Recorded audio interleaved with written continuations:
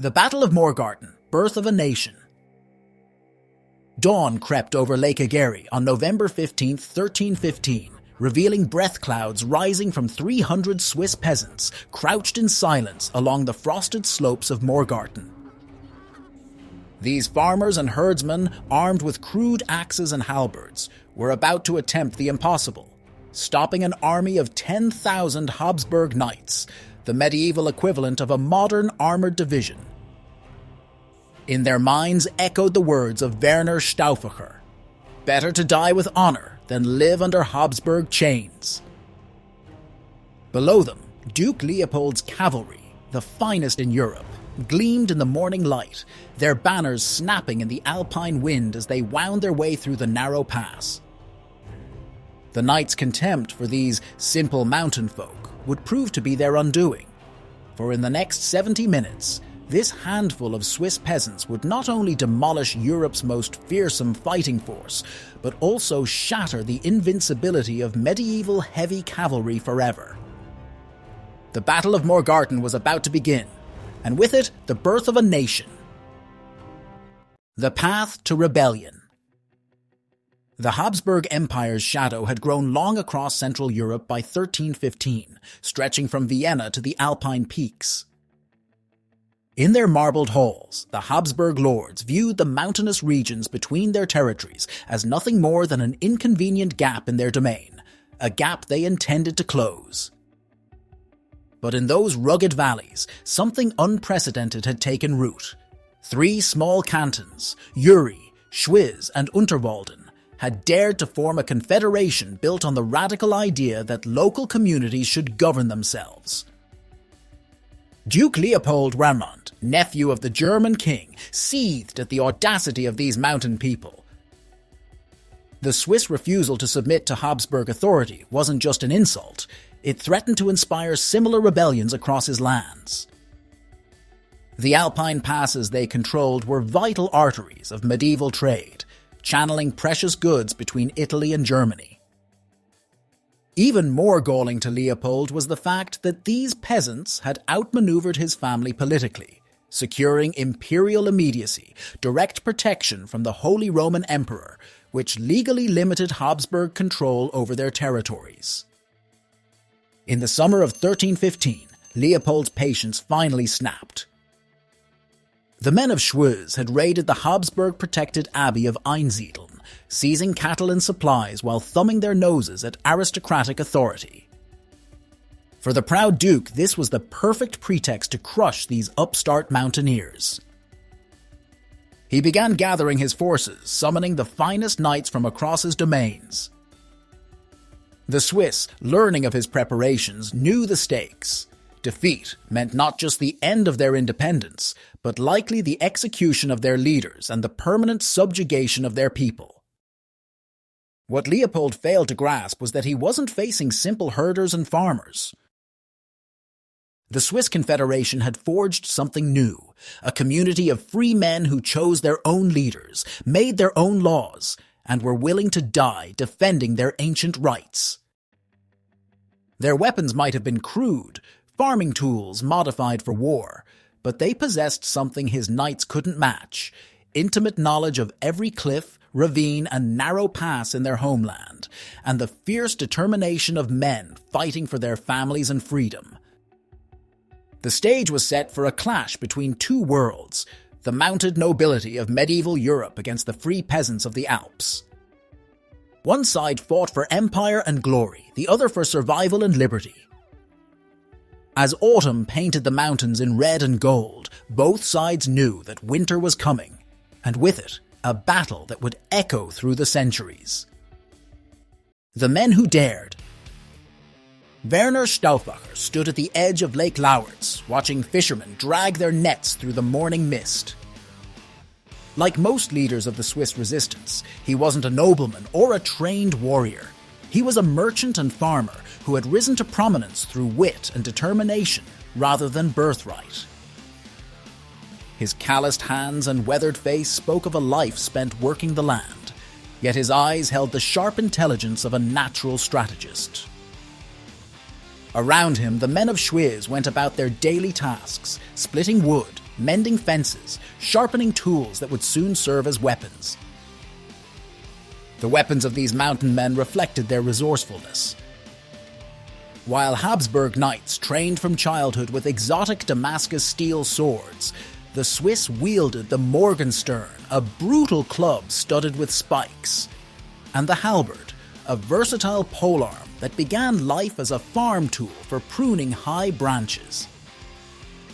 They practiced with these weapons in the spaces between their daily chores, turning hay-cutting movements into lethal combat techniques.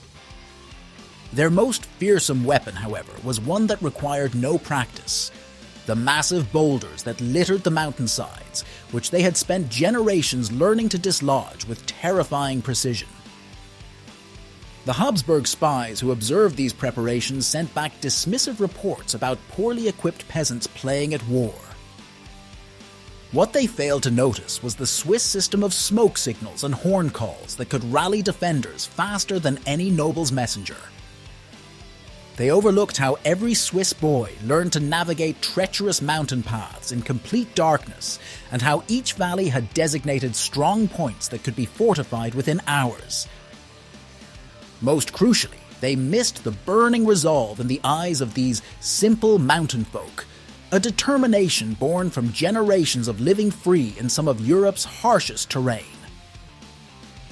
These men had created something unprecedented in medieval Europe, a military force where merit mattered more than birth. Their officers were chosen for their proven ability to lead and think quickly, not for their family names. They drilled in small units, practicing coordinated movements that would seem chaotic to traditional commanders, but made perfect sense in narrow mountain passes. While Habsburg knights trained for grand tournament melees, the Swiss practiced ambush tactics and coordinated rock slides, turning their homeland's terrain into a weapon. As autumn winds began to howl through the Alps, Stauffacher and his fellow leaders made their final preparations. They had no illusions about the odds they faced. Their best hope was to choose the battlefield carefully and trust in the skills that mountain life had taught them. What they couldn't know was that their upcoming stand would not only save their confederation, but would fundamentally change the nature of warfare in medieval Europe. Leopold's war machine. November's first frost found Duke Leopold at the head of the most formidable fighting force Austria could muster. His knights were walking arsenals of medieval technology, each warrior encased in plates of hand-hammered steel worth more than a peasant's lifetime earnings. Their horses, massive destriers bred for war, wore their own armor of chainmail and boiled leather. In the crisp mountain air, their polished breastplates caught the sun like mirrors, creating a dazzling display of wealth and power that had cowed countless foes before any blood was shed. These weren't just warriors, they were the medieval equivalent of tank commanders. Each knight had trained since childhood in the art of mounted combat, spending more time in the saddle than on their feet. Their squires maintained a small arsenal for each fighter: the heavy lance for the initial charge, the long sword for close combat, the mace for dealing with heavily armored opponents, and the rondel dagger for finishing fallen enemies. Some knights even carried early crossbows, though most considered ranged weapons beneath their dignity. Leopold's plan seemed foolproof in its simplicity. His army would march through the Morgarten Pass, the most direct route to the rebel strongholds. The narrow path would prevent the Swiss from fleeing in different directions, forcing them to face his knights in direct combat, a scenario in which heavily armored cavalry had proven virtually unbeatable. His scouts reported that the paths were clear and the peasants had been spotted retreating toward their villages. The Duke permitted himself a thin smile. By nightfall, he would teach these mountain rebels the price of defying Habsburg authority. But even as Leopold arranged his forces for the march, he was committing a cardinal sin of warfare, underestimating his enemy. His knights grumbled about the early morning start and the cold, their breath forming clouds in the frigid air. They saw no need for advanced scouts. After all, what could a bunch of peasants do to the finest cavalry in Europe? As the column began its advance into the shadowy pass, the knights failed to notice the strange silence in the woods above. No birds sang. No animals moved. The mountain itself seemed to be holding its breath, waiting for the trap to spring. The pre-dawn darkness cloaked the Swiss positions along the steep slopes of Morgarten. They had chosen their ground with the precision of men who had spent their lives reading the mountain's moods. The pass below formed a natural bottleneck, with Lake Egerie on one side and steep wooded slopes on the other. More importantly, the morning sun would rise behind them, blinding the Habsburg forces looking up. The night's frost had left the ground treacherous, perfect for horses wearing heavy armor. Rudolf Rieding, a local shepherd who knew every crag and hollow of these slopes, had positioned the men during the darkest hours of night. The youngest and strongest were stationed highest up with the largest boulders. Hidden beneath fresh-cut pine boughs lay hundreds of logs, each carefully positioned to roll true. The main force waited in the shadows below, their halberds and morning stars wrapped in cloth to prevent any telltale glint of metal. Swiss scouts, communicating through bird calls that would seem natural to foreign ears, tracked the Habsburg army's approach. At first light, the mountain revealed its deadly geometry. The pass was just wide enough for the Habsburg knights to feel confident entering in force, but too narrow for them to maneuver once inside. The slopes were steep enough for rolling projectiles to gather lethal momentum, but not so sheer that the Swiss couldn't scramble down for close combat. The morning fog hugging Lake Egerie would prevent the knights from seeing the full extent of the trap until they were well within it. The Swiss commanders had given strict orders. No one was to move until the signal horn sounded. Even as they heard the Habsburg column approach, the creak of leather, the snort of horses, the clank of armor, they remained ghost-like in their stillness. The front of Leopold's army had passed the designated point, and still they waited. More knights filed into the pass. Still they waited. Only when the column was fully committed, when retreat would be as difficult as advance, did the horn finally echo across the mountainside. The trap was ready to spring, and the most one-sided battle in medieval history was about to begin. 70 minutes that changed history. The Swiss horn blast shattered the morning silence, and the mountain itself seemed to come alive. Boulders, some weighing hundreds of pounds, crashed through the Habsburg ranks with devastating force. No amount of armor could protect against the crushing momentum. Knights who had survived dozens of battles were reduced to broken heaps of steel and flesh in seconds. The carefully positioned logs followed, gaining speed as they bounced down the slope, scattering horses and crushing those too slow to dodge. In the confined space, each projectile claimed multiple victims, its deadly work amplified by panic and confusion. The proud destrier war horses, trained for the tournament and battlefield, proved worse than useless in the chaos. Rearing in terror, they threw their riders and trampled those who had already fallen. The weight of their armor, normally a protection, now dragged them down in the frost-slick mud. Knights who had spent their lives training to fight from horseback found themselves trapped beneath their mounts, their expensive plate armor becoming steel coffins. The narrow pass, which Leopold had seen as a way to trap the Swiss, had become a killing ground for his own men. Then came the Swiss themselves, sliding down the slopes with the speed of men born to the mountains. Their halberds tools designed to dismount knights proved devastatingly effective against the Habsburg riders struggling to maintain formation. The morning stars crushed plate armor like eggshells. The knights' sophisticated weapons, designed for the formal encounters of medieval warfare, proved nearly useless in the close-quarters brutality of the mountain pass. Those who managed to draw their swords found their blades too long to wield effectively in the press of bodies. The slaughter lasted just over an hour. Duke Leopold, watching from the rear, saw his vaunted army collapse into chaos. More than 1,500 knights and nobles perished in that narrow pass, each worth a fortune in ransom had they fallen in a conventional battle. The Swiss losses were negligible. Some chronicles claim as few as 12 men fell. When it became clear that the battle was lost, Leopold and his surviving retainers fled, their gilded armor splashed with mud and blood. Behind them, they left the flower of Habsburg nobility broken against the mountainside, and with them the myth of knightly invincibility. The sun had barely cleared the mountains when the last echoes of battle faded from Morgarten. In those 70 minutes, a force of local militia had destroyed one of the finest armies in Europe. More importantly, they had demonstrated that well-led infantry, using terrain and tactics to their advantage, could defeat heavy cavalry, a lesson that would reshape medieval warfare. The Swiss peasants had not just won their freedom, they had changed military history forever. Victory of the Commons.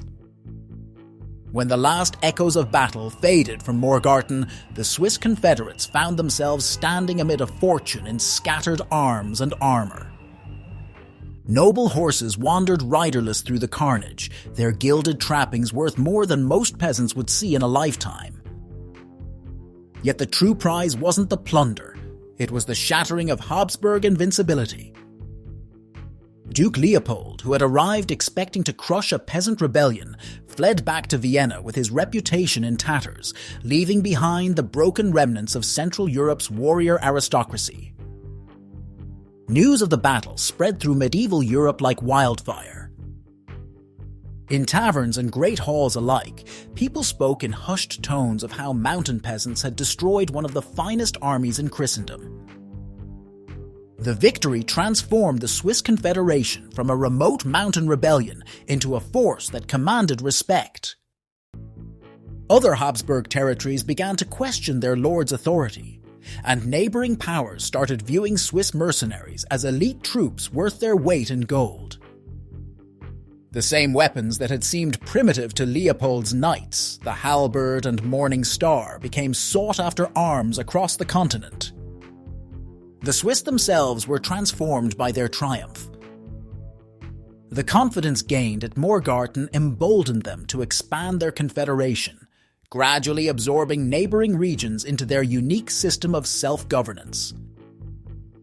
They developed their military system further, creating the famous Swiss pike squares that would dominate European battlefields for the next 2 centuries. Their success proved that common people, fighting for their own interests rather than a lord's ambitions, could be more effective than professional warriors. As evening settled over the battlefield, the Swiss Confederates gathered their dead with solemn reverence. The few who had fallen were buried as heroes, their graves marked with simple stones that still stand today. They also buried the Habsburg dead, noting their names and titles for posterity, a gesture of respect that stood in stark contrast to the usual aftermath of medieval battles. In doing so, they demonstrated that their fight had been for freedom, not vengeance. The victory reshaped the political landscape of Central Europe. The Habsburg dynasty, though still powerful, never again attempted to directly subjugate the Swiss cantons. The Confederation's success inspired other communities to resist feudal authority, gradually eroding the foundations of medieval social order. Morgarten became more than a battle. It became a symbol of how determined local communities could stand against empire, a lesson that would echo through centuries of European history. Legacy of Morgarten. Today, the slopes above Lake Egery bear little evidence of the slaughter that occurred there 7 centuries ago. Hikers pass through the peaceful valley, often unaware they're walking ground that changed the course of European history.